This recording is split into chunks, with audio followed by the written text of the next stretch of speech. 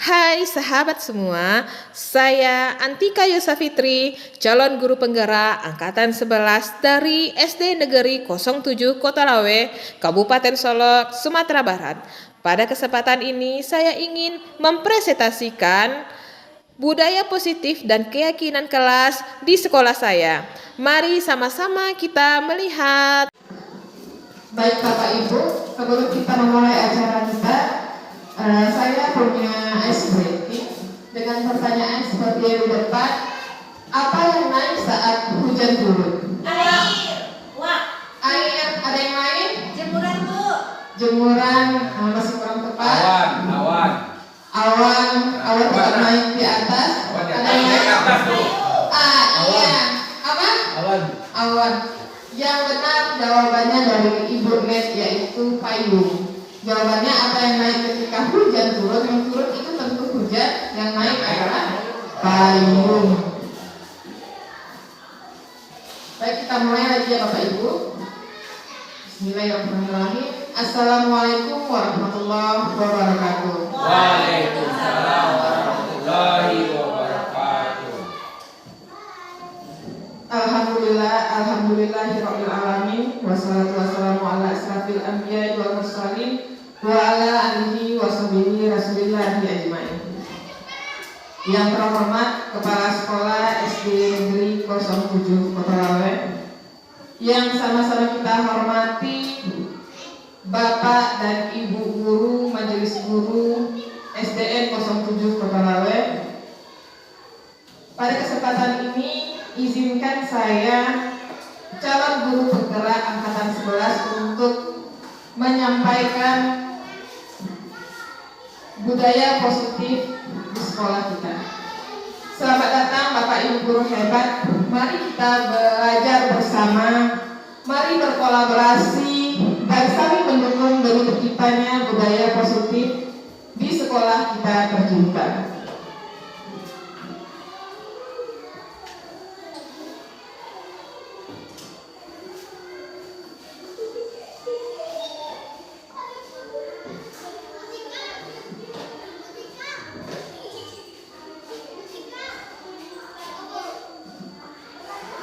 Sebelumnya perkenalkan, saya Antika Yosafitri, calon guru penggerak Angkatan 11 dari SD Negeri 07 Kota Lawe, Kabupaten Solok, Sumatera Barat.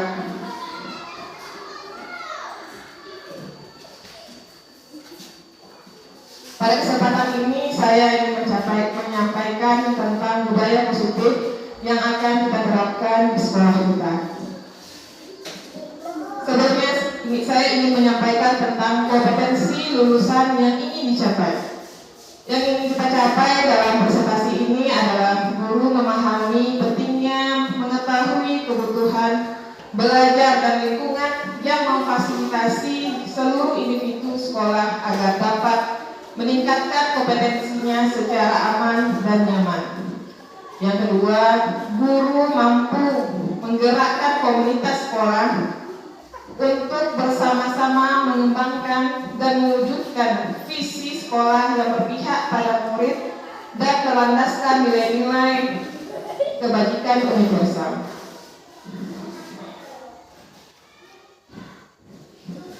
Capaian pembelajaran umum, memahami konsep pendidikan menurut Ki Hajar Dewantara, dihubungkan dengan konsep budaya dan lingkungan positif di sekolah yang berpihak pada murid. Melakukan evaluasi dan refleksi tentang praktik disiplin dalam pendidikan Indonesia secara umum untuk mendapatkan pemahaman baru mengenai konsep disiplin positif untuk menciptakan murid dengan profil pelajar Pancasila. Selanjutnya, memahami peran sebagai guru untuk membangun budaya positif dengan menerapkan konsep disiplin positif dalam berinteraksi dengan murid. Capaian pembelajaran khususnya, yang pertama, menjelaskan konsep budaya positif yang berdasarkan pada konsep perubahan paradigma stimulus, respon ke teori kontrol serta nilai-nilai kebajikan universal yang dijabarkan penerapannya pada modul ini. Yang kedua, menjelaskan konsep makna disiplin, keyakinan kelas, hukum manusia, restitusi dengan 5 posisi kontrol guru serta segitiga restitusi, dan menerapkannya dalam ekosistem sekolah yang aman dan berpihak pada murid. Yang ketiga, menyusun strategi aksi nyata yang efektif dengan mewujudkan kolaborasi peserta seluruh pemangku kepentingan sekolah agar terciptanya budaya positif yang dapat mengembangkan karakter murid. Yang keempat, menganalisis secara reflektif dan kritis penerapan budaya positif di sekolah dan mengembangkannya sesuai kebutuhan sosial dan murid.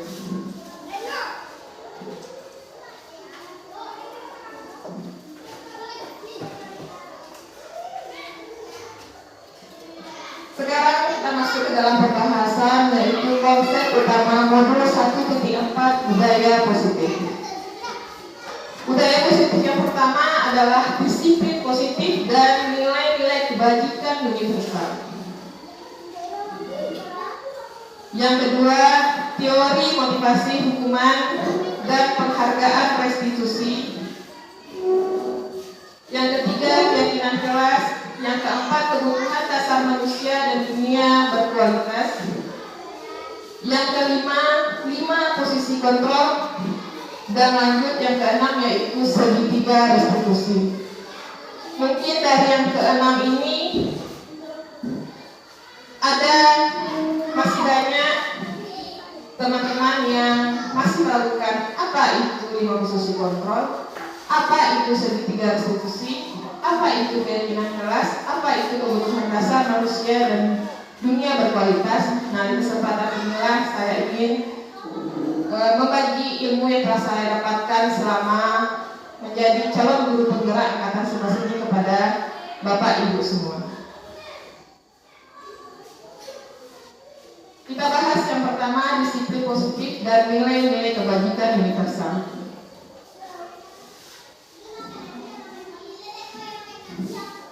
Perubahan pembelajaran dengan paradigma baru.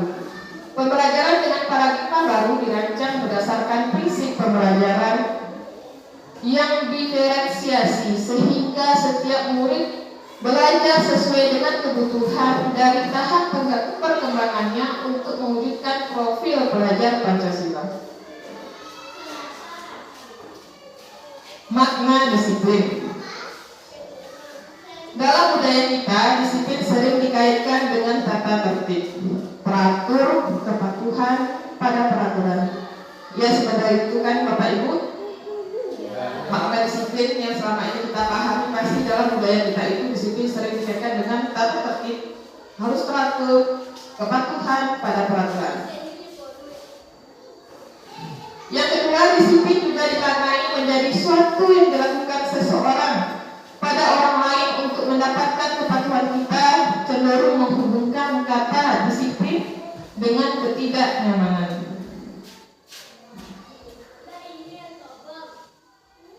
Nah, menurut Bapak Ibu, setelah tadi saya menjelaskan yang pertama yang biasa kita paradigma kita tentang disiplin, sekarang kita ingin menjelaskan yang sebenarnya. Menurut Bapak Ibu, yang sebenarnya itu seperti apa? Ya, disiplin itu tepat waktu. Terus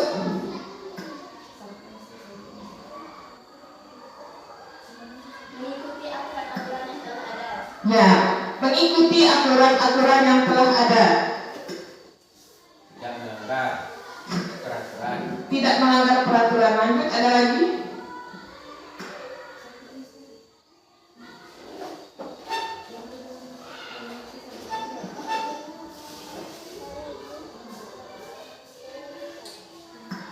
Nah, belajar dengan tertib itu paradigma kita sebelumnya tentang disiplin. Yang sebenarnya itu disiplin itu yang dimaksud adalah disiplin diri yang dapat membuat seseorang menggali potensinya menuju tujuan mulia, sesuatu yang dihargai dan bermakna. Yang kedua, disiplin diri juga mempelajari cara kita mengontrol diri, menguasai diri, dan bertanggung jawab untuk memilih tindakan yang sesuai dengan kebijakan universal. yang ketiga ini sebagai pendidik untuk kita Bapak Ibu guru, tugas kita adalah menciptakan anak-anak yang memiliki disiplin diri yang positif sehingga mereka bisa berperilaku dengan mengacu pada nilai-nilai kebajikan universal dan memiliki motivasi intrinsik bukan ekstrinsik. Di sini Bapak Ibu paham tentang motivasi intrinsik dan apa itu motivasi ekstrinsik? Ya, benar. Kalau motivasi intrinsik dari dalam, ada dari dalam diri kita sendiri. Kalau ekstrinsik orang lain yang memunculkan motivasinya. Kita lanjut pembahasannya. Pasti Bapak Ibu belum paham apa itu nilai kebajikan universal. Selama ini kita tidak pernah mendengar apa itu nilai kebajikan universal. Apa universal? Mungkin seperti itu yang ada di pikiran kita, ya kan? Menurut Bapak Ibu, universal, uni. Kalau kita di kuliah, memang tahu universitas, ada uni, tapi tingkat atas. Kalau universal, menurut Bapak Ibu gimana? Secara keseluruhan. Secara keseluruhan. Ya. Terus ada lagi? Kita berbaik kepada siapa saja, tidak ingin siapa itu. Berbuat baik kepada siapa saja. Secara keseluruhan tadi dari Bapak Kepala Sekolah, atau dia mungkin secara globalnya, secara global. Jadi nilai-nilai kebajikan adalah sifat-sifat positif manusia. Setiap kita itu punya sifat-sifat positif. Ada negatif, ada positif. Ada yang bisa mengendalikan positif kita, ada yang tidak bisa mengendalikan positif kita, sehingga negatif kita yang lebih banyak. Yang merupakan tujuan mulia yang ingin dicapai setiap individu. Nilai-nilai tersebut bersifat universal dan lintas bahasa, suku, bangsa, agama maupun latar belakang. Nilai-nilai yang merupakan payung besar dari sikap dan perilaku kita, nilai-nilai yang menjadi fondasi kita dalam berlaku.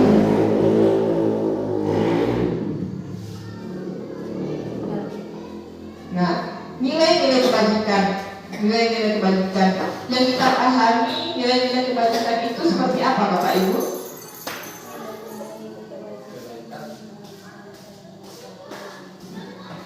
Dalam bahasa ilmiah, dalam bahasa kita sehari-hari, mungkin nilai-nilai kebajikan itu nilai-nilai kebaikan yang ada mungkin di dalam diri kita, yang ada dalam budaya kita, yang ada dalam keluarga kita, yang diajarkan secara turun-menurun kepada generasi-generasi kita.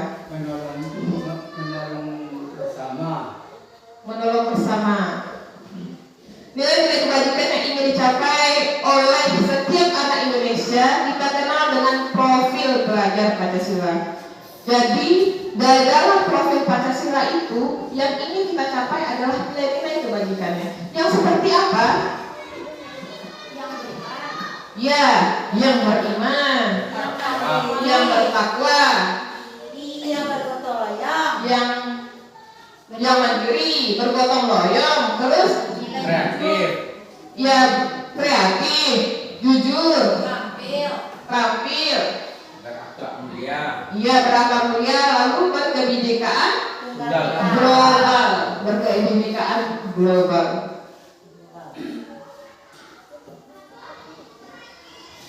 Dalam rangka menciptakan lingkungan yang positif, maka setiap warga sekolah dan pemangku kepentingan perlu saling mendukung, menghayati dan menerapkan nilai-nilai kebajikan yang telah disepakati bersama.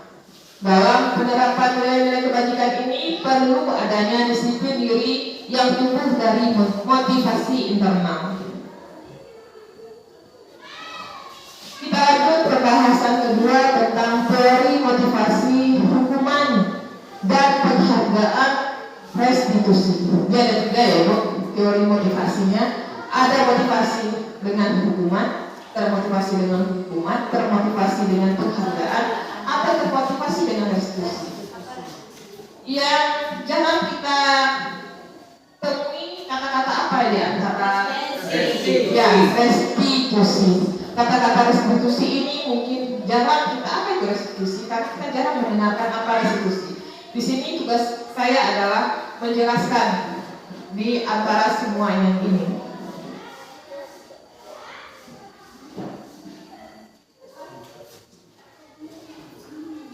Kali ini saya membahas dulu tentang motivasi perilaku manusia. Apa itu motivasi? Dorongan, ya dorongan yang timbul dari dalam diri. Lanjut, ada lagi apa itu motivasi?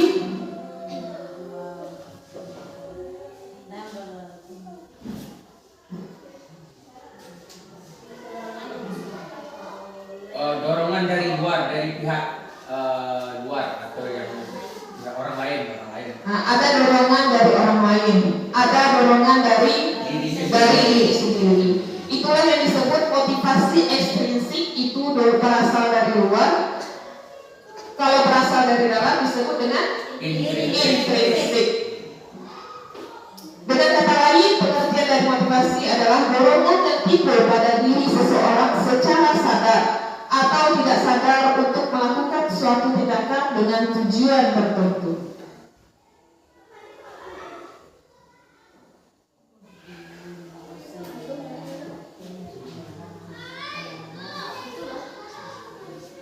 Nah, di sini ada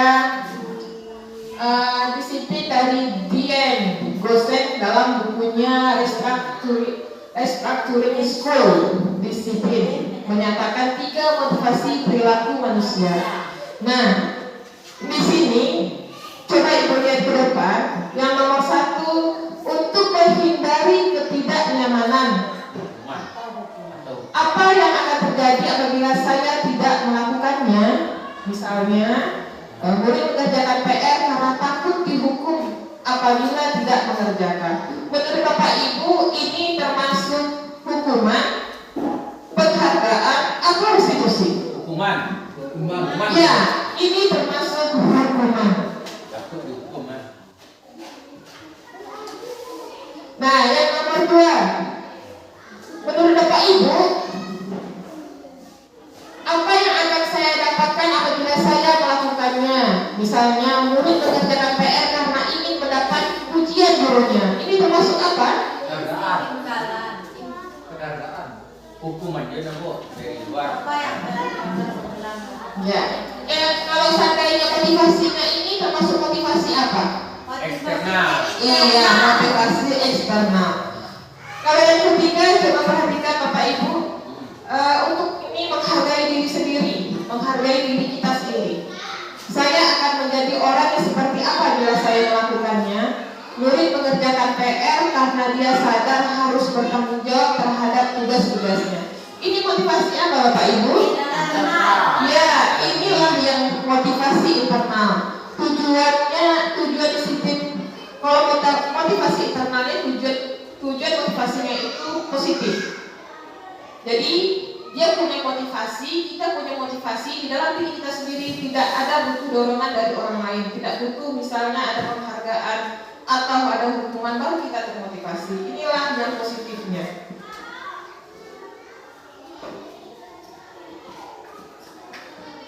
Sekarang kita membahas tentang hukuman dan konsekuensi. Saat terjadi pelanggaran terhadap keyakinan kelas atau sekolah, sebelumnya saya ingin bertanya, apakah Bapak Ibu di kelas telah membuat keyakinan kelas seperti yang telah dibuat oleh sekolah kita, keyakinan sekolah? Sudah. Berarti keyakinan kelasnya sama dengan kesepakatan ya Pak? Iya, kesepakatan. Dari kesepakatan itu yang dibuat oleh murid-murid kita, sepakat dan dijadikan itu keyakinan kelas. Sudah, ya, sudah dibuat. Jadi saat terjadi pelanggaran terhadap keyakinan kelas atau sekolah, tentu terjadi tindakan penegakan terhadap keyakinan kelas atau sekolah tersebut. Umumnya tindakan tersebut berupa hukuman atau konsekuensi.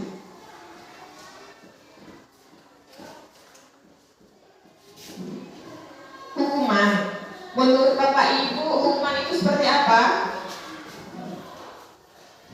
Menyakitkan. Hukuman yang memberatkan anak. Salah. Ya, dia memberatkan anak, menyakitkan perasaan anak. Menakut, takut, membuat anak takut. Ya, membuat anak takut, membuat anak tidak nyaman. Terus ada lagi? Bisa dia membenci peraturan. Iya, membenci dengan peraturan, itulah hukuman. Karena diberi hukuman jadi dia benci dengan semuanya. Nah, pengertian dari hukuman bersifat menyakitkan, tidak nyaman, biasanya spontan, murid takut, memaksa murid membenci peraturan, murid menjadi rendah diri, konsep dirinya buruk. Lanjut kita membahas tentang konsekuensi. Menurut Bapak Ibu, konsekuensi itu seperti apa? Pemahaman positif yang ada pada diri kita sendiri. Mendorong kepatuhan.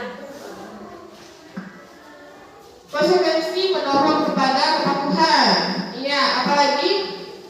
Dapat murid menghormati peraturan. Dapat mematuhi peraturan. Lanjut, ada lagi Bapak Ibu?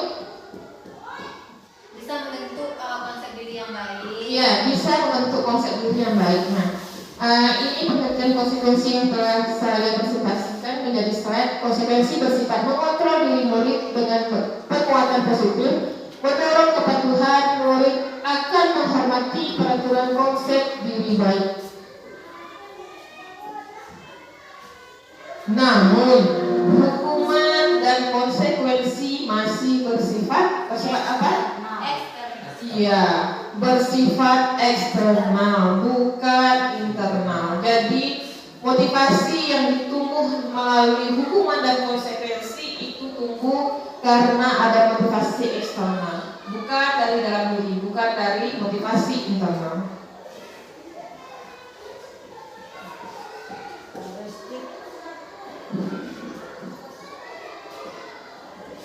Lanjut, saya ingin membahas tentang restitusi. Karena restitusi ini masih awal kita mendengarkan, maka saya akan menjelaskan apa itu restitusi. Restitusi adalah proses menciptakan kondisi bagi murid untuk memperbaiki kesalahan mereka sehingga mereka bisa kembali pada kelompok mereka dengan karakter yang lebih kuat. Restitusi juga merupakan proses kolaboratif yang mengajarkan murid untuk mencari solusi untuk masalah mereka dan membantu murid berpikir tentang orang seperti apa yang ingin menjadi tujuan mulia dan bagaimana mereka harus memperlakukan orang lain. Ini adalah pendapat dari dosen. Ini pengertiannya saya dapatkan dari dosen di tahun 2004.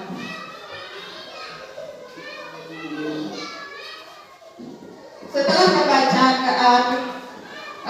pengertian tadi, menurut Bapak Ibu, ciri-ciri restitusi ini seperti apa ya? Memperbaiki hubungan antara satu dengan yang lainnya. Memperbaiki hubungan antara satu dengan lainnya. Yang lainnya Bisa fokus pada solusi. bisa fokus pada solusi. Ada lagi, Melihat kedalaman diri pribadi masing-masing. melihat kedalaman diri pada diri masing-masing, Bukan paksaan. bukan paksaan. Ada lagi, Bisa memperbaiki hubungan. bisa memperbaiki hubungan. Nah, ini saya sebutkan ciri-ciri restitusi. Restitusi bukan untuk menebus kesalahan, namun untuk belajar dari kesalahan. Nah, dari restitusi inilah kita membuat anak kita bukan dengan cara mereka menebus kesalahan mereka, tapi untuk belajar dari kesalahan.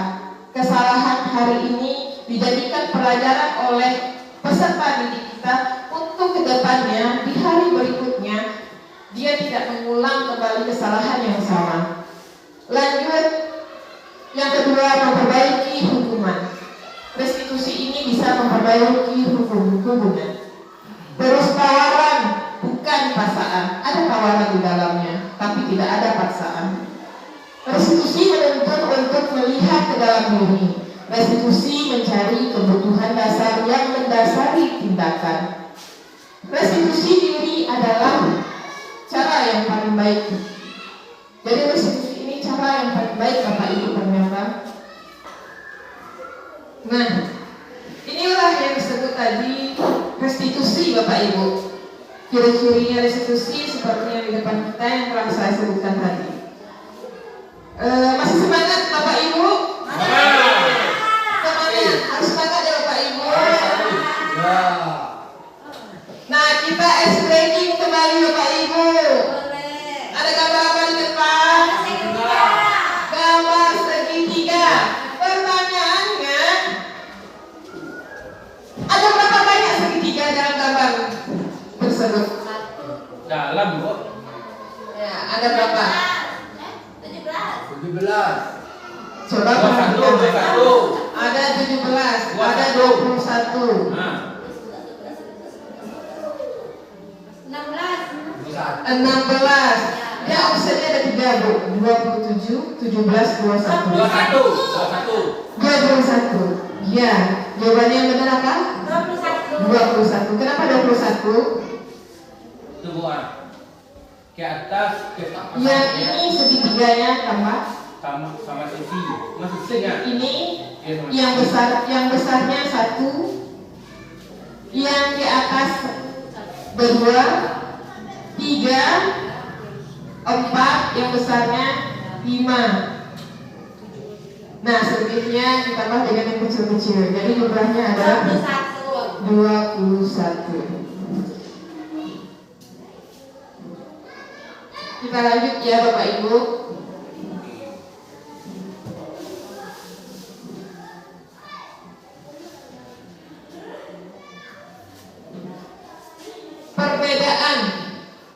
Perbedaan antara hukuman, konsekuensi dan restitusi. Kita contohnya ke kasus tidak mengerjakan PR. Jika tidak mengerjakan PR, yang sering kita berikan apa contohnya Bapak Ibu? Hukuman. Apa hukumannya? Tagak ikiat. Tagak ikiat. Nah, Tagak sebelah kaki. Nah, pegang. Nah, Terus apa lagi? keluar bikin tugas di luar. Nah, Ya, keluar, bikin tugas keluar. Yang sering kita lakukan. Terus ada lagi? Berdiri di tiang bendera, hormat. bendera. Ada lagi? Mengambil sampah atau mencabut rumput di halaman.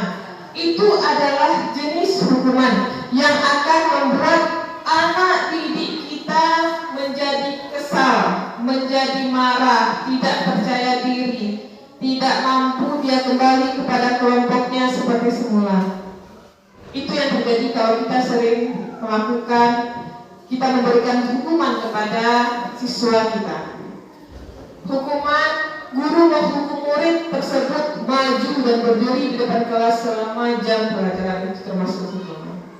Nah, kalau konsekuensi, contohnya yang sering kita berikan apa?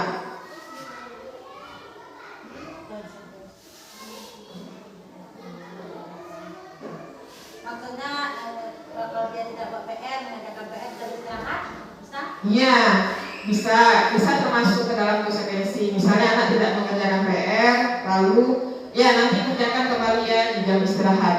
Itu kita memberikan konsekuensi kepada siswa. Atau gini Bu, tidak mengerjakan soal hari ini PR, besok double kerja lagi hari PR hari ini dengan PR yang sebelumnya. Ya, itu termasuk bisa yang katakan Bapak Kepala Sekolah tadi, termasuk konsekuensi. Dan yang ketiga, kita membandingkan dengan kasus restitusi dengan kasusnya tidak mengerjakan PR. Dari penjelasan saya tadi, apa yang bisa diambil perbedaan kasusnya?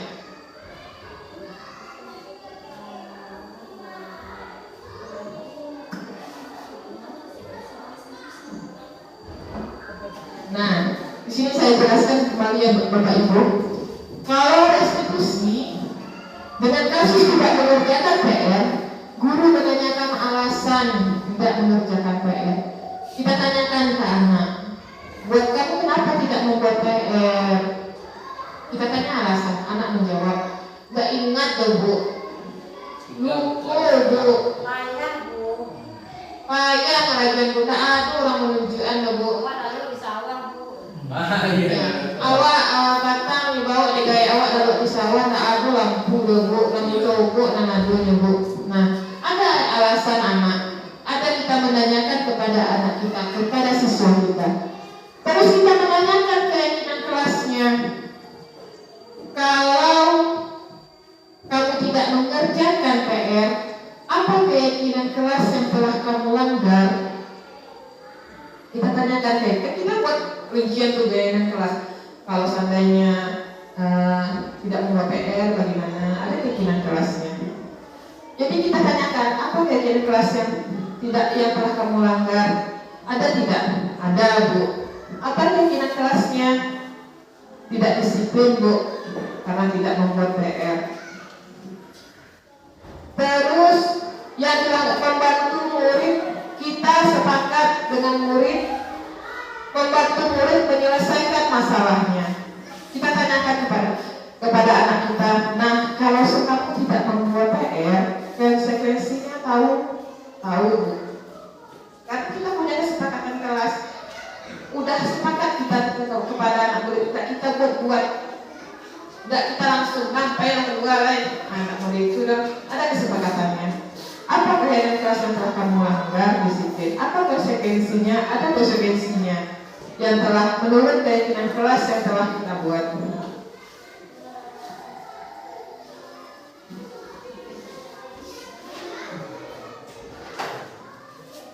Sekarang saya ingin membahas tentang dihukum oleh penghargaan.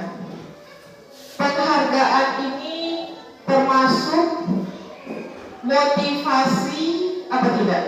Atau penghargaan ini termasuk hukuman? Termasuk apa Bapak Ibu? Bisa motivasi, bisa hukuman. Ya, bisa motivasi, bisa hukuman. Yang lain? Penghargaan itu bisa menjadi apa dia? Motivasi saja. Motivasi saja.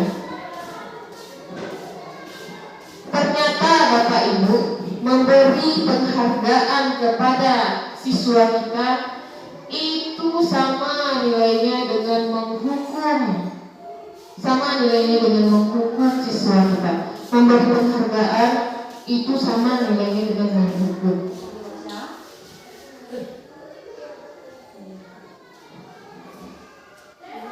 Karena apa? Ada pengaruhnya. Ada pengaruhnya bagi anak didik kita. Yang pertama itu pengaruhnya dalam jangka pendek dan ada pengaruhnya dalam jangka yang panjang. Pengaruh jangka pendek dan jangka panjang jika diberikan dalam jangka waktu yang lama, dalam jangka waktu terus menerus, maka anak akan kehilangan motivasi intrinsiknya, kehilangan motivasi yang ada di dalam dirinya. Tak ada lagi, dia harus motivasinya. Kalau dia ibu tuh gulu-gulu, dia apa gulu-gulu, dan yang mau awak mengajar. Tapi kalau nak ada dia apa dia ibu nak mau awak itu sama dengan hukuman. Jadi hilang motivasi yang ada dalam dirinya. Kok dari dalam diri itu bagaimanapun dia dikasih tugas, dia ada motivasi dalam dirinya. Dia mau mengerjakan dengan motivasi dia sendiri. Terus penghargaan itu tidak efektif ternyata Bapak Ibu. Jika anak mengharap penghargaan dan tidak mendapatkannya, maka ia akan kecewa, tidak akan berusaha sekeras sebelumnya, karena itu termasuk motivasi dari luar. Jadi penghargaan itu tidak efektif. Ternyata pembelajaran saya juga mengetahuinya setelah saya masuk ke dalam pendidikan calon guru penggerak ini. Ternyata penghargaan itu tidak efektif, tidak menarik. Penghargaan itu banyak pengaruhnya untuk siswa kita. Menurut Bapak Ibu, apa pengaruhnya untuk siswa kita? Anak jadi pemalas. Ya, bisa anak jadi pemalas. Ada lagi? Kurang motivasi. Merusak hubungan. Nah, ini saya tampilkan pengaruh-pengaruhnya. Yang pertama, penghargaan itu pengaruhnya bisa ke jangka pendek dan jangka panjang.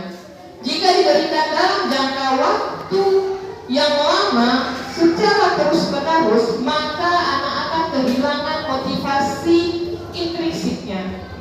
Dia termotivasi ekstrinsik aja. Motivasinya berasal dari luar. Tidak ada lagi motivasi di dalam dirinya. Selanjutnya, penghargaan itu tidak efektif ternyata Bapak Ibu. Jika anak mengharapkan penghargaan dan tidak mendapatkannya, maka ia akan kecewa, tidak akan berusaha sekeras sebelumnya. Penghargaan itu juga bisa merusak hubungan. Jika anak diberikan penghargaan secara terus-menerus, selalu dipuji di depan orang banyak, maka yang lain akan merasa iri. Kayak itu tujuannya akan dipuji, itu juga dapat nilai tinggi. Ya, jadi tak ada lagi motivasinya, merasa iri dia, berpikir dia, rendah diri.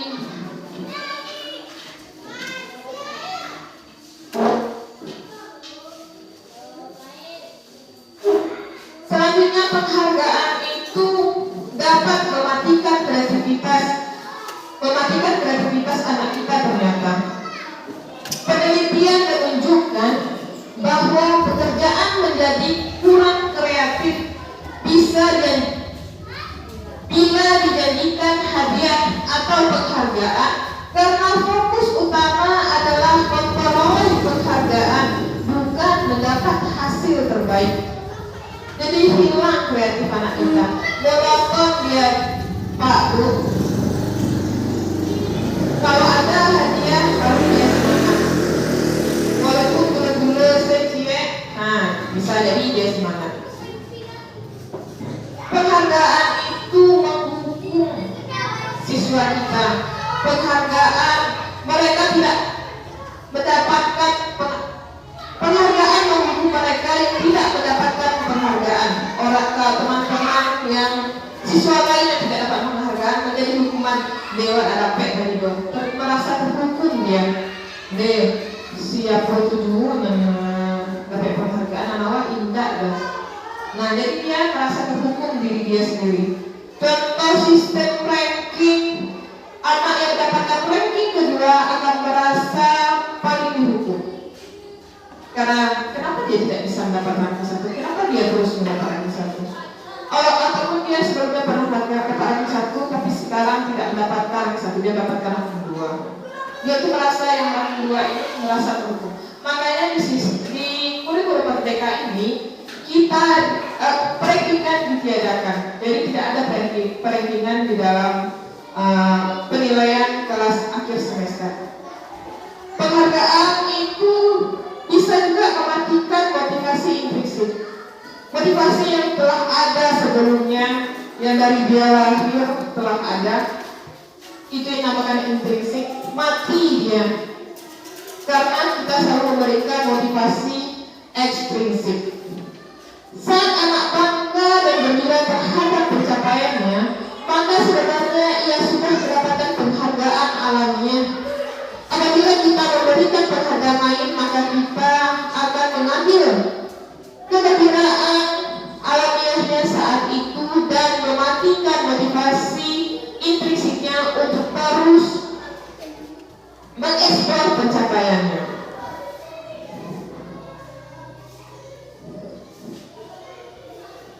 Sekarang mungkin tadi bertanya-tanya keinginan kelas dan seperti apa yang seharusnya kita buat. Nah, kali ini di kesempatan ini kita membahas lagi keyakinan keras.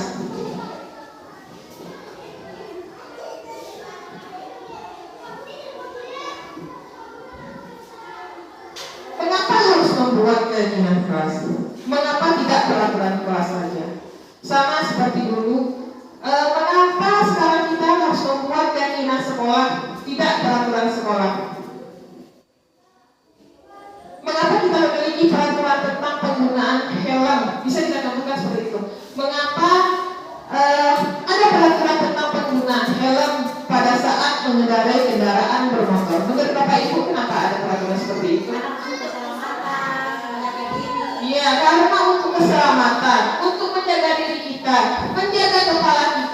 apabila kita terjadi kecelakaan, tidak kepala kita tidak terbentur langsung oleh aspal. Menjaga kepala kita karena kepala ini adalah senter dari segalanya.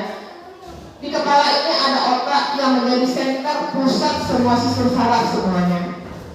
Terus seandainya mengapa kita memiliki peraturan tentang penggunaan masker dan mencuci tangan setiap saat, Bapak Ibu? Untuk apa? Karena kita kena bakteri, Karena untuk segala penyakit, ya terhindar dari segala penyakit, tidak masuk ke tidak masuk debu, jadi tidak terhirup ada debu. Misal kita berkendaraan bermotor memakai masker, jadi kita tidak terhirup debu atau asap dari kendaraan lainnya.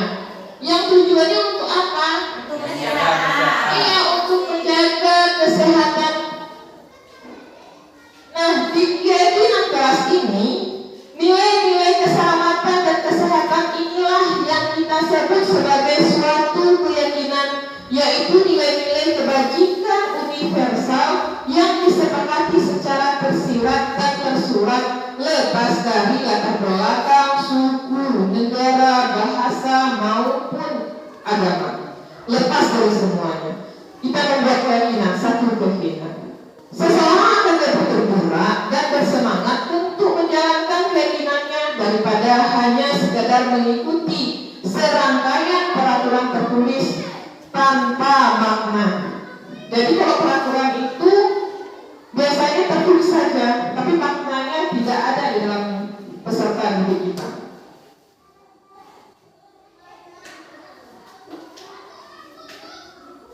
Mereka demikian Bapak Ibu, mereka perlu mendengarkan dan memahami arti sesungguhnya tentang peraturan-peraturan yang diberikan.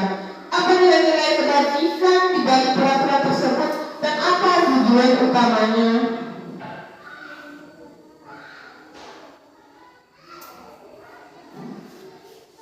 Bagaimana pembentukan keyakinan kelas? Nah, ketika kita membentuk keyakinan kelas, bagaimana apa yang harus kita lakukan? Perlu kita yakini Bapak Ibu, kalau keyakinan kelas itu bersifat lebih abstrak daripada peraturan. Selanjutnya dia berupa pernyataan-pernyataan universal. Ada pernyataan-pernyataan universal di dalamnya, dibuat dalam bentuk positif. Jadi tidak ada kata-kata negatif. Misalnya siswa dilarang datang terlambat. Kita buat dalam bentuk kata positif. Siswa diharapkan datang tepat waktu. Tidak dengan kalau sampai masih ada kata tidak, berarti itu kalimatnya, bentuk kalimatnya ke negatif. Kita ubah menjadi kalimat positif, menjadi semua siswa datang tepat waktu. Bukan dengan semua siswa tidak boleh terlambat. Nah, kita ubah dalam bentuk positif. Hendaknya tidak terlalu banyak sehingga mudah diingat dan dipahami. Jadi tidak ada banyak-banyak, misalnya ada sampai 10, 15, tidak ada banyak-banyak lagi. Dari 10, 15 ini kita kaitkan lagi di antara yang lainnya bisa dikaitkan dengan apa, bisa dikaitkan dengan apa. Jadi kita tidak terlalu banyak keyakinannya. Kalau peraturan kan biasanya banyak.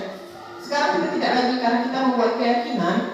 Jadi dia tidak banyak, tidak terlalu banyak, sehingga mudah diingat dan dipahami oleh peserta didik kita.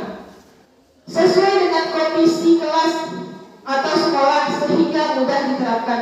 Sesuaikan dengan posisi sekolah kita, dengan kondisi anak-anak kita, dengan kondisi kelas kita. Jangan terlalu kita memaksa. Berarti kalau seandainya disesuaikan dengan kondisi kelas, kan ada kelas atau sekolah. Berarti bisa saja keyakinan kelas itu antara kelas 1 dengan kelas 6 bisa dibedakan ya Bu? Iya, dia harus berbeda. Iya, sesuai dengan kelasnya.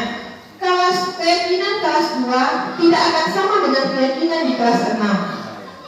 Keyakinan di kelas 6 tidak akan sama keyakinan kelasnya di kelas 5. Dia disesuaikan dengan kondisi kelasnya masing-masing. Tidak ada kesamaan, kecuali dia keyakinan untuk sekolah kita Pak. Jadi semua warga sekolah harus dilakukannya.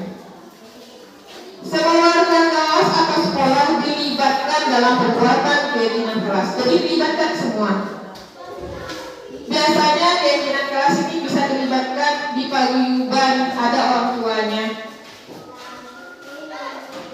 Kan semua warga sekolah di paguyuban itu kita ingin membuatkan jadi diterangkan kepada orang tua dari siswa kita untuk membuat keyakinan kelas. Apa keyakinan kelas yang akan dibuat? Jadi kita tahu apa positif dan negatifnya dari luar, tidak hanya dari dalam saja.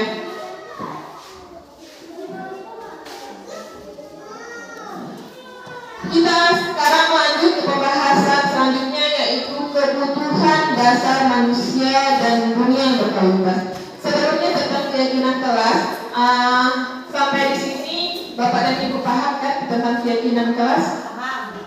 Paham. Ya, kita lanjut dengan selanjutnya, kebutuhan dasar manusia dan dunia berkualitas.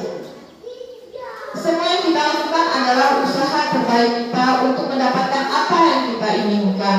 Ketika seorang murid melakukan suatu perbuatan yang bertentangan dengan nilai-nilai kebajikan atau melanggar peraturan sebenarnya, dikarenakan mereka gagal memenuhi kebutuhan dasar mereka. Ada 5 dasar manusia, Bapak Ibu. Menurut Bapak Ibu, apa kebutuhan dasar manusia? Hidup, bertahan hidup. Iya, ada kebutuhan kita untuk bertahan hidup. Apalagi apa kebutuhan kita? Kesehatan, kesenangan. Ada lagi? Mencari kebebasan. Mencari kebebasan, itu kebutuhan kita. Ada mungkin seperti kita membutuhkan rasa cinta, rasa kasih sayang, itu termasuk kebutuhan dasar manusia. Nah, kita perhatikan di depan Bapak Ibu, 5 kebutuhan dasar manusia. Semua perilaku memiliki tujuan memenuhi kebutuhan dasar manusia. Dari ada di depan itu gambar lingkaran yang saling berkesinambungan, saling membutuhkan. Di antaranya ada cinta, love, power, freedom, fun. Power itu seperti kita kekuatan, menjadi penguasaan. Freedom itu kebebasan, free itu kebebasan. Fun, kesenangan. Nah, jadi 5 kebutuhan dasar manusia itu diantaranya adalah bertahan hidup, penguasaan, kebebasan, kesenangan, cinta, kasih, dan diterima. Itu adalah kebutuhan dasar manusia.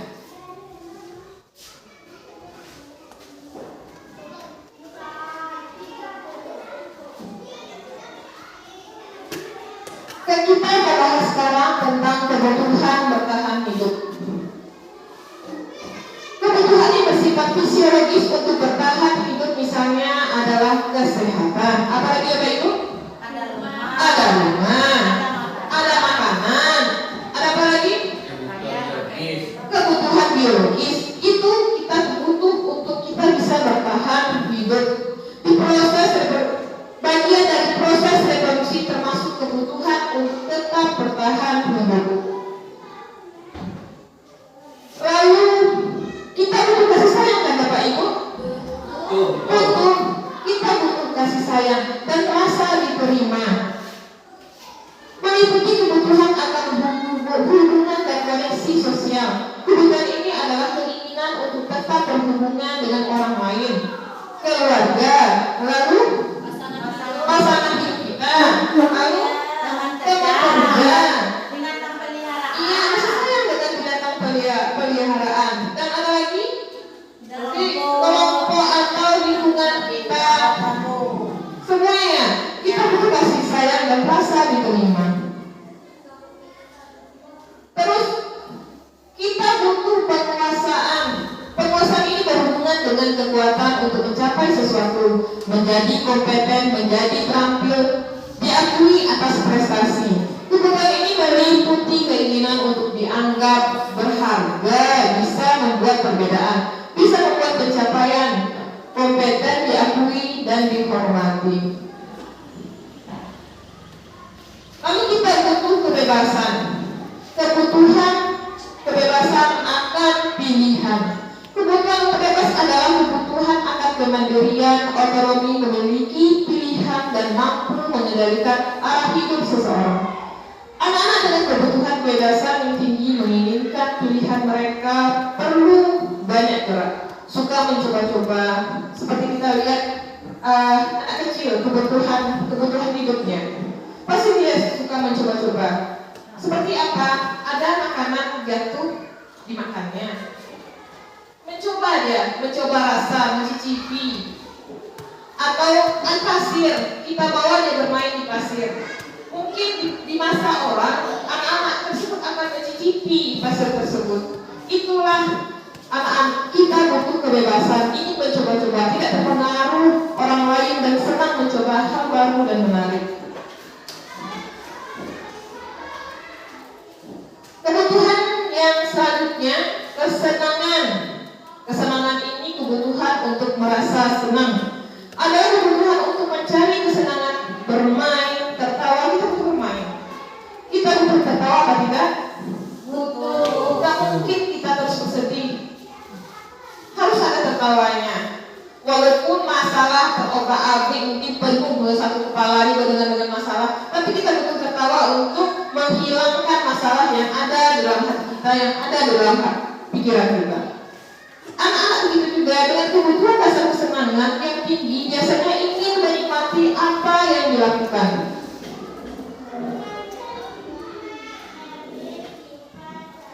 Gleiser menyatakan bahwa kapasitas untuk berubah adalah ada pada diri kita sendiri. Jika kita dapat mengidentifikasi kebutuhan apa yang mendorong perilaku kita, maka perubahan positif dapat kita mulai dengan mencari solusi untuk memenuhi kebutuhan tertentu dengan cara yang positif. Nah, 5 posisi kontrol telah saya bahas tadi Bapak Ibu. Yang pertama apa tadi? Ya, yang pertama adalah berhukum. Yang kedua apa Bapak Ibu? Membuat rasa bersalah. Yang ketiga? Teman. Yang keempat ada? Yang kelima? Manajer. Ada 5 posisi kontrol. 5 posisi kontrol. Ada dia. Ini biasanya 5 posisi kontrol ini diterapkan oleh para guru, para pendidik. Jadi ada 5 posisi kontrol. Ada posisi kontrol sebagai penghukum, ada posisi kontrol sebagai pembuat bersalah, ada posisi kontrol sebagai teman, ada posisi kontrol sebagai pemantau, ada posisi kontrol sebagai manajer. Yang mana kita di antara 5 ini? Yang manajer kita bahas nanti ya Ibu. Yang mana Ibu sebenarnya? Sebagai penghukum kah? Pembuat bersalah kah? Sebagai teman kah? Pemantau kah? Manajer kah? Ada yang tahu semuanya. Yang terbaik nanti kita bahas. Apa yang seharusnya kita sebagai pendidik? Ya, yang banyak kita sebagai penghukum ya Pak. Posisi penghukum. Seorang penghukum bisa menggunakan hukuman fisik maupun verbal. Pada posisi ini senantiasa mengatakan bahwa sekolah memerlukan sistem atau alat yang dapat lebih menekan murid lebih dalam lagi. Guru-guru yang menerapkan posisi penghukum akan selalu berkata, kamu selalu saja buat salah. Ang seyong, salah setari. Nah, pasti itu adalah posisi kita sebagai penghukum. Pasti selalu yang terakhir selesai. Awak juga terakhir selesai. Pak awak terakhir. Kalau bisa sampai selesai, Pak awak kok terakhir setari. Nah, itu yang sering ada pada kita kan. Saya juga mengalami seperti itu. Saya juga sebagai mungkin posisi penghukum. Setiap kita pasti ada di posisi seperti ini.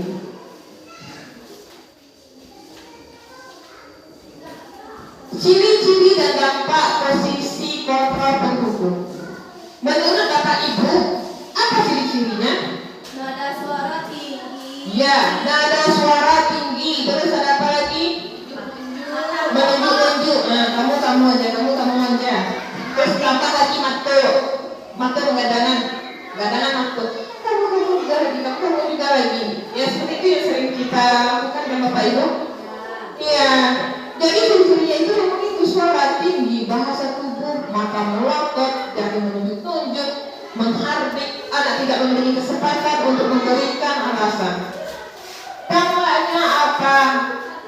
Dampak dari kita memberikan sebagai penghukum tadi, murid akan marah, murid akan kecewa, dan bisa menimbulkan dendam atau membenci guru tersebut.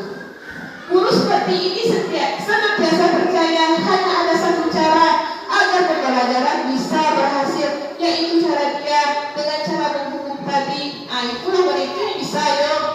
Kalau murid itu nak jadi hukuman murid itu tidak berhasil anak tu. Itulah yang ada di paradigma kita. Ya, jadi itu tidak dia mengerti dah. Anggap aja orang kan gitu kan Bapak Ibu. Nah, kita lanjut yang posisi kontra yang kedua, yaitu membuat berasa bersalah. Pada posisi ini biasanya guru bersuara lembut. Pembuat merasa bersalah akan menggunakan keheningan untuk membuat orang lain merasa tidak nyaman, bersalah atau rendah diri. Kata-kata yang sering diucapkan adalah, ibu kecewa sekali dengan kamu. Dia bersuaranya lembut. Barangkali ibu harus mengecek, barangkali ibu ingin tahu mau jadi guru. Ya waktu itu kan kalau sudah lembut. Gimana coba kalau orang tua kamu tahu kamu berbuat begini? Nah, itu membuat peserta didik kita merasa bersalah. Apa ciri-cirinya dan dampaknya? Ciri-cirinya seperti apa? Suaranya memelas, halus, sedih, bahasa tubuhnya merapat pada anak, rapek pada anakku, lesu, karena kita membuat peserta didik kita menjadi merasa bersalah. Bersalah telah mengecewakan bapak ibu gurunya. Murid akan merasa menjadi orang yang gagal dan tidak sanggup membahagiakan orang lain. Kadang-kadang sikap seperti inilah yang lebih berbahaya bapak ibu dari sikap menghukum, karena emosi akan tantangan terhadap dalam diri anak. Murid menahan perasaan tidak seperti posisi penghukum, di mana anak bisa menumpahkan amarahnya, dihukum anak bisa menumpahkan amarahnya. Tapi kalau ini anak merasa bersalah, walaupun dengan cara negatif, murid tertekan seperti inilah yang tiba-tiba meletus amarahnya dan bisa menyakiti dirinya sendiri atau orang lain. Sekarang kita membahas tentang posisi kontrol teman. Nah, apakah ada di sini Bapak Ibu? Pada posisi ini guru tidak akan menyakiti murid, namun akan tetap berupaya mengontrol murid melalui persuasi. Guru di posisi teman menggunakan hubungan baik dan humor. Kadang-kadang hubungan baik itu yang karena murid untuk mempengaruhi seseorang. Mereka akan berkata, ayolah bantu ibu ya, marilah bantu ibu Cina. Ayo ingat tidak bantuan bapak ibu selama ini. Ayolah ingat nggak bantuan ibu Anda selama ini? Ya sudah kali ini tidak apa-apa. Nanti ini kita bereskan sama-sama ya. Nah itu sebagai posisi kontrol sebagai teman. Apa ciri-cirinya dan apa dampak positifnya? Menurut Bapak Ibu apa ciri-cirinya? Akrab, ramah, terus bercanda. Kita sering bercanda kepada siswa kita. Bahasa tubuhnya ya seperti itu, sama seperti yang sebelumnya, merapat pada murid, mata kita tuju pada anak dan senyum di mata. Hasilnya apa? Hasilnya murid akan merasa senang dan akrab dengan guru. Dampaknya dampak positif, dan dampak negatifnya adalah murid menjadi tergantung pada guru tersebut. Jadi membuat anak kita menjadi teman terhadap anak kita, pengaruh negatifnya itu ternyata murid itu tergantung kepada kita. Hal ini mungkin timbul adalah murid hanya akan berpindah untuk guru tertentu dan tidak untuk guru lainnya. Misalnya karena Ayu sering di posisi kontrol sebagai teman, murid-murid ini hanya mendengarkan kata-kata Bu Ayu saja, tapi tidak mendengarkan kata-kata dari Bu Sunarti. Seperti itu. Iya, karena Bu Ayu sering mendengarkan posisi kontrol sebagai teman. Jadi tidak ada menghargai untuk guru yang lainnya. Nah, masih semangat Bapak Ibu? Masih. Masih. Nah, ada pertanyaan saya. Profesi apa yang kerjaannya nggak pernah senyum? Profesi yang nggak senyum. Ya. Profesor. Profesor masih ada senyumnya. Mengarang. Bawa buku. Profesi. Pekerjaan.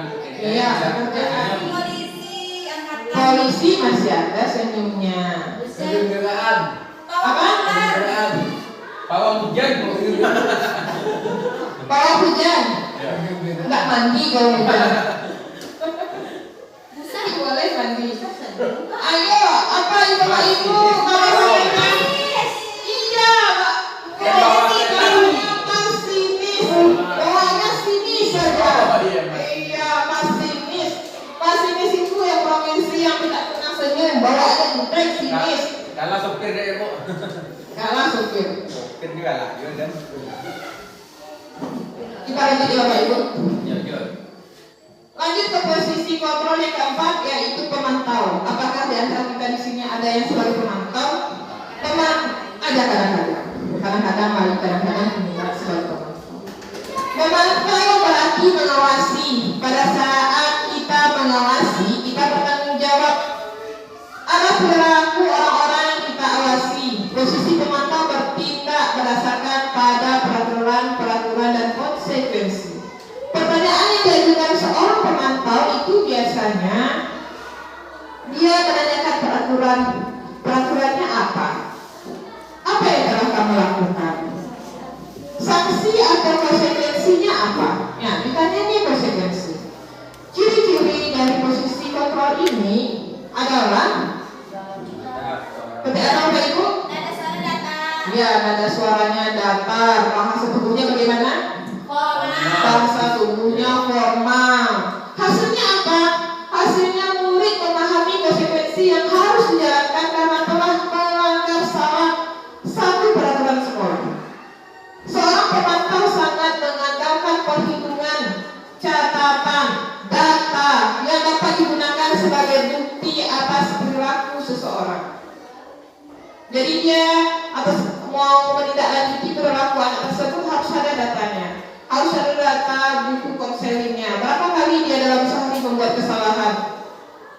Ini yang namanya kita sebagai pendidik di posisi kontrol pemantau. Lanjut yang kelima, yaitu posisi kontrol manajer. Posisi ini di mana guru berbuat sesuatu bersama dengan murid. Dia berbuat sesuatu bersama dengan murid. Mempersilahkan murid mempertanggungjawabkan perilakunya, mendukung murid agar dapat menemukan solusi atas permasalahannya sendiri. Seorang manajer telah memiliki keterampilan di posisi teman dan pemantau. Dia di posisi kontrol manajer ini ada dua posisi kontrol yang telah didapatkannya. Ada sebagai posisi teman dan pemantau, dan dengan demikian bisa jadi suatu waktu tertentu kembali kepada posisi teman dan pemantau. Jadi tiga ada posisi kontrol yang didapatkannya, ada teman, pemantau, dan manajer. Ciri-cirinya seperti apa Bapak Ibu? Nada suara tulus. Iya, nada suaranya tulus, bahasa tubuhnya tidak kaku, mendekat kepada murid. Hasilnya apa kalau kita sebagai posisi manajer? Murid menjadi mandirian. Terus murid menjadi percaya diri dan dapat memecahkan masalah. Jadi kalau ada masalah murid ini dapat dipecahkan. Kalau kita sebagai pendidik itu menjadi posisi kontrol manajer. Tugas seorang manajer bukan untuk mengatur perilaku seseorang. Kita mendidik murid untuk mengatur dirinya. Seorang manajer bukan memisahkan murid dari kelompoknya, tapi mengembalikan murid tersebut ke kelompoknya dengan lebih baik dan kuat. Istilahnya dia merangkul muridnya menjadi lebih baik, menjadi lebih kuat, sehingga muncullah power yang ada di dalam murid kita. Nah, kita lanjut pembahasan selanjutnya, yaitu segitiga restitusi. Mungkin Bapak Ibu di sini masih awam mendengar tentang segitiga restitusi. Iya kan, Pak? Iya. Karena memang jarang saya tahu segitiga restitusi ini, juga tahunya di pendidikan calon guru penggerak ini. Karena ini memang ilmunya belum sampai ke kita. Jadi segitiga restitusi itu, nah seperti ini Bapak Ibu. Segitiga restitusi. Jadi segitiga restitusinya ada di tengah. Dia menggambarkan segitiga restitusinya ada validasi tindakan yang salah. Seperti apa itu validasi tindakan yang salah? Misalnya ini anak kita membuat salah. Peserta didik kita misalnya berantem diakibatkan karena ada teman sebangkunya mencontek hasil tugasnya ketika kita memberi tugas. Nah, validasi tindakan yang salah ini biasanya kita tentu punya alasan mengapa melakukan itu. Nah, kita bertanya kepada anak-anak, kenapa kamu melakukan itu? Adakah cara yang lebih efektif untuk mendapatkan apa yang kamu butuhkan? Nah, kalau seandainya kamu misalnya melakukan itu, apa cara efektifnya? Kita bertanya kepada anak-anak kita. Terus segitiga restitusi yang keduanya itu menanyakan keyakinan. Nah, di sini ini gunanya keyakinan keras tadi, Bapak Ibu. Keyakinan keras apa yang telah kita sepakati? Keyakinan keras apa ya dengan kelakuan kamu seperti itu? Keyakinan keras apa yang telah kamu langgar? Inilah gunanya keyakinan keras yang kita kembalikan lagi kepada siswa kita. Di sini kita tanyakan lagi, kamu ingin menjadi orang yang seperti apa? Itu segitiga restitusi yang kedua. Yang ketiganya ada menstabilkan identitas. Menstabilkan identitas di sini, setiap orang pasti pernah melakukan kesalahan. Jadi kita bilang, ya setiap orang pasti punya kesalahan. Itu wajar. Ibu pun pernah melakukan kesalahan, bukan kamu saja. Nah, kita berikan itu menstabilkan emosi anak istilahnya. Terus kamu bukan satu-satunya yang pernah melakukan ini, ibu juga pernah melakukannya. Kita stabilkan identitas. Stabilkan identitas. Disinilah dia segitiga restitusi. Tahapan segitiga restitusi. Yang pertama menstabilkan identitas, kedua validasi tindakan yang salah, dan ketiga menanyakan keyakinan. Nah, sekarang kita membahas menstabilkan identitas. Apa itu menstabilkan identitas?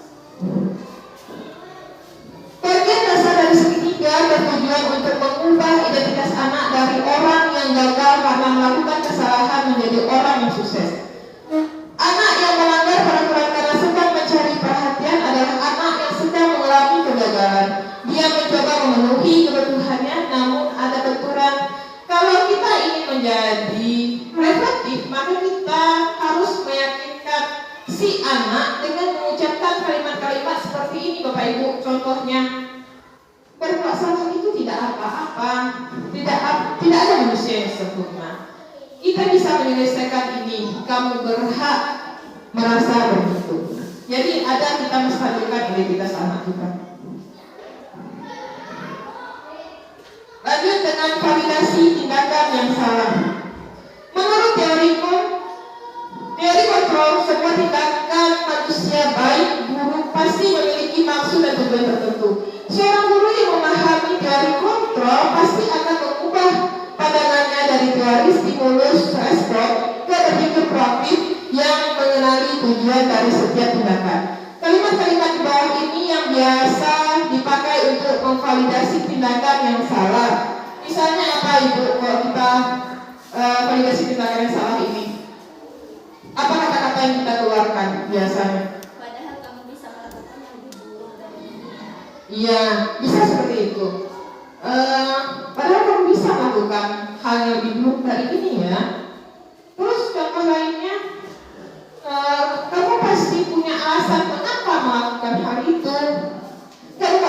bangga pada dirimu sendiri karena kamu telah melindungi sesuatu yang penting buatmu. Jadi dia misalnya yang udah tadi dia melindungi tugas dia dari contekan dari temannya.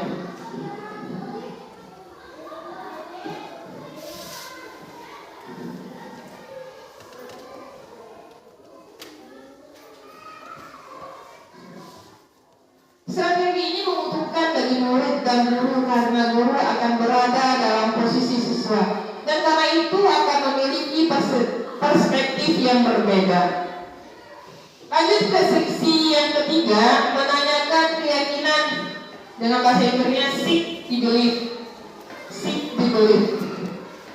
Dari kontrol ini menyatakan bahwa kita pada dasarnya termotivasi secara internal ketika identitas sukses telah tercapai. Langkah pertama dan langkah dan tingkah laku yang salah telah divalidasi. Kalau divalidasi langkah keduanya, maka anak siap untuk terhubungkan dengan nilai-nilai yang dia percaya dan berpindah menjadi orang yang diinginkan. Pertanyaan-pertanyaan di bawah ini menghubungkan keyakinan anak dengan keyakinan kelas atau keluarga.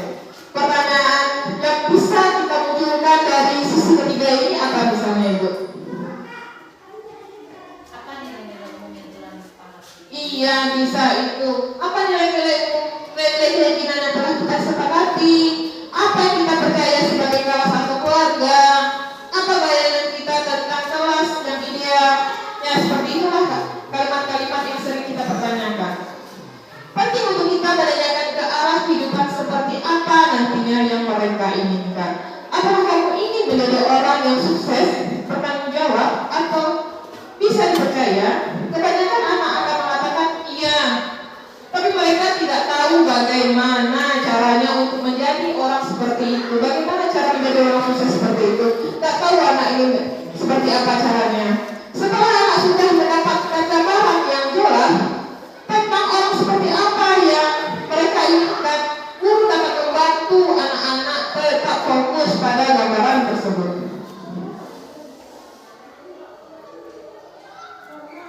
Nah, sebelumnya saya ada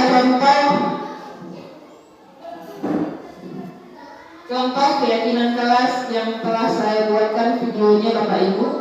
Erwin, tadi Ibu dengar kalau Erwin bertengkar sama Nabila. Iya Bu, saya malah kesal. Kenapa Erwin kesal? Karena pekerjaan saya dicontoh oleh Nabila.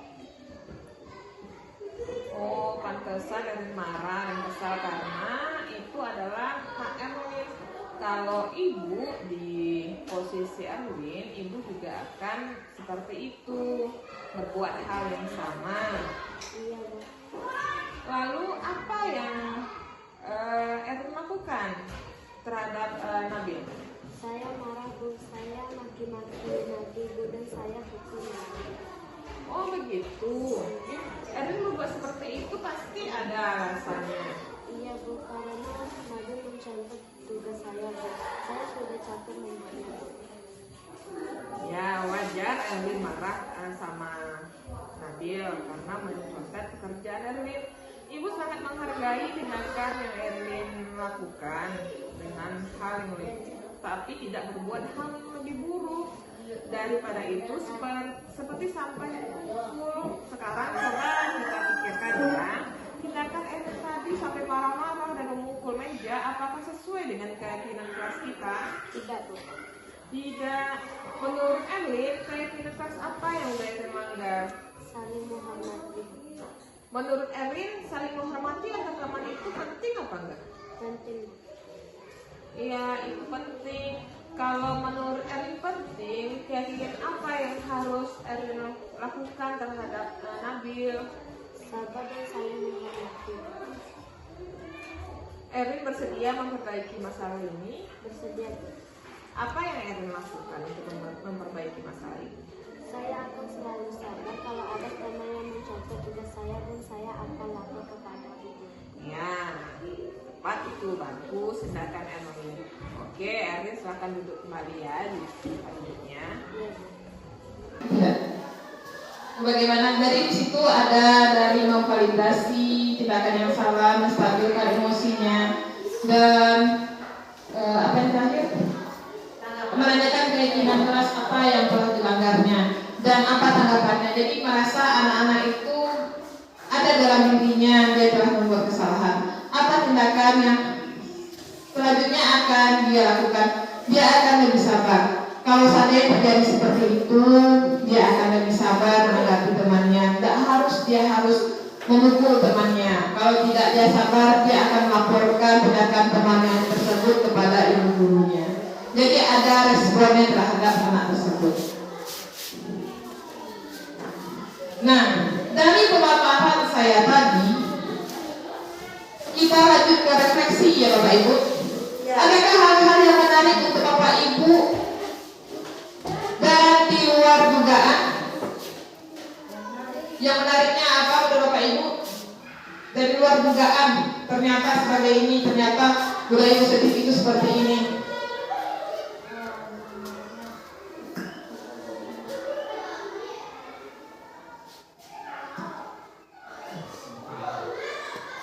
Apa misalnya Bapak Ibu?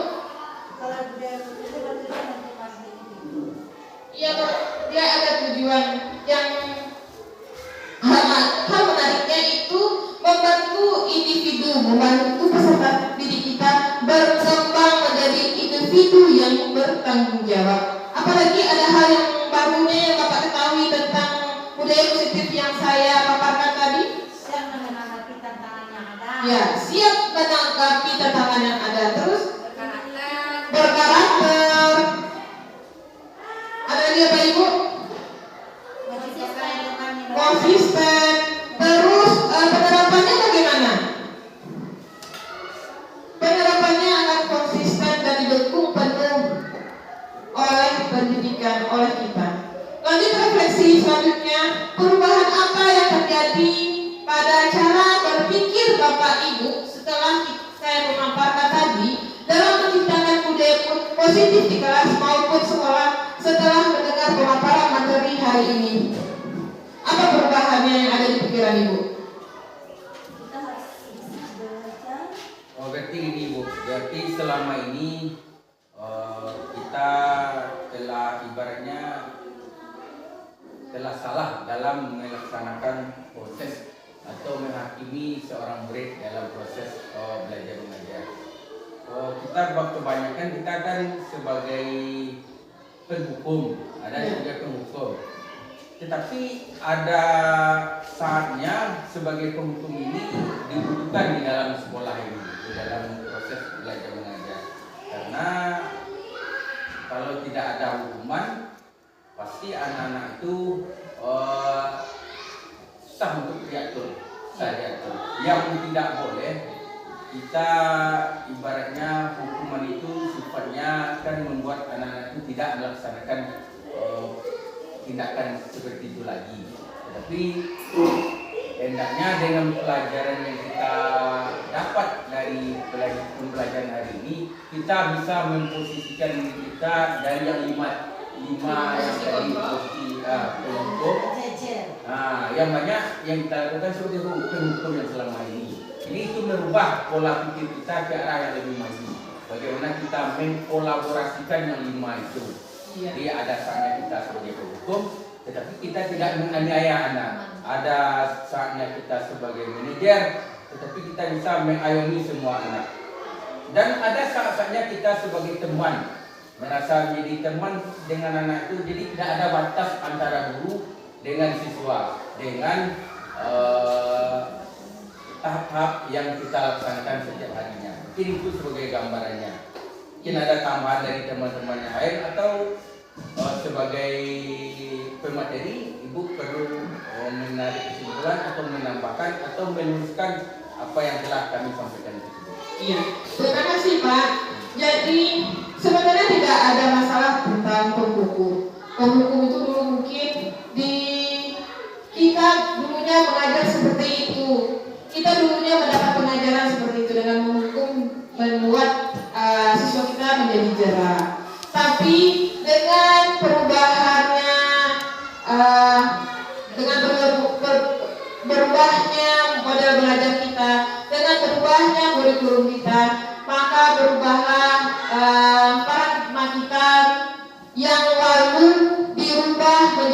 lebih baik disempurnakan lagi di guru-guru merdeka ini.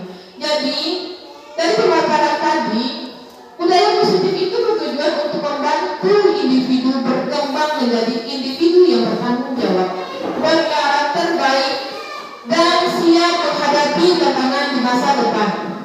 Penerapannya harus konsisten dan didukung penuh oleh 3 ranah pendidikan, yaitu apa saja? Keluarga, sekolah, dan masyarakat. Itulah ranah pendidikannya. Karena di keluarga anak-anak ada pendidikannya, di sekolah juga pendidikan, di masyarakat juga mereka mendapatkan pendidikan.